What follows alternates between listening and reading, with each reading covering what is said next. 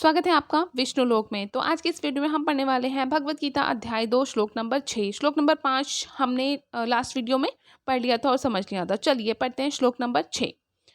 न चैत दिव्यमय कत्रन्नो गरियो यद्वा जयेम यदि वा न जयेयु यनेव हत्वा न जिजीविषाम स्ते अवस्थिता प्रमुखे धरात्र राष्ट्रा। इसकी व्याख्या समझते हैं। हम यह भी नहीं जानते कि हमारे लिए क्या श्रेष्ठ है, उनको जीतना या उनके द्वारा जीते जाना।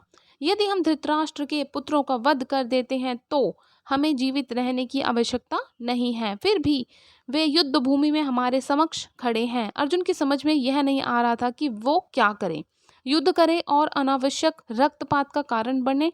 यद्यपि क्षत्रिय होने के नाते युद्ध करना उसका धर्म है, या फिर वह युद्ध से विमुख होकर भीख मांगकर अपना जीवन यापन करे। यदि वह शत्रु को जीतता नहीं तो जीविका का एकमात्र साधन भिक्षा ही रह जाता है।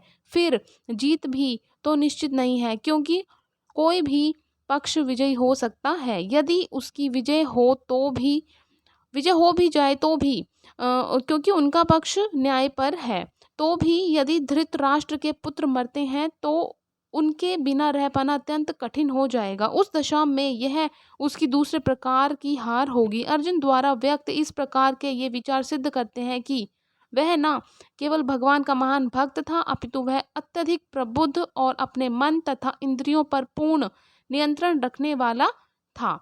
राज परिवार में जन्म लेकर भी भिक्षा द्वारा जीवित रहने की इच्छा उसकी विरक्ति का दूसरा लक्षण है। ये सारे गुण तथा अपने आध्यात्मिक गुरु श्री कृष्ण के उपदेशों में उसकी श्रद्धा, ये सब मिलकर सूचित करते हैं कि वह सचमुच पुण्यात्मा था। इस तरह यह निष्कर्ष निकला कि अर्जुन मुक्ति के सर्वथा योग्य था। जब तक इंद्रियां संयमित ना हो, ज्ञान के पद तक उठ पाना कठिन है, और बिना ज्ञान तथा भक्ति के मुक्ति नहीं होती। यह बिल्कुल सच है। बिना ज्ञान और बिना भक्ति के, भगवान की भक्ति के, मुक्ति किसी की भी नहीं होती।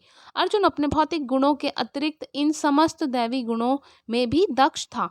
इस प्रकार हमने भगवत गीता अध्याय 2 श्लोक नंबर 6 हमने पढ़ लिया है और समझ लिया है। और अगर अभी तक आपने विष्णुलोक को सब्सक्राइब नहीं किया है तो अभी के अभी सब्सक्राइब करें मेरे चैनल को, और मेरे साथ पूरी भगवत गीता सुने, समझे और जानने के लिए। धन्यवाद आपका।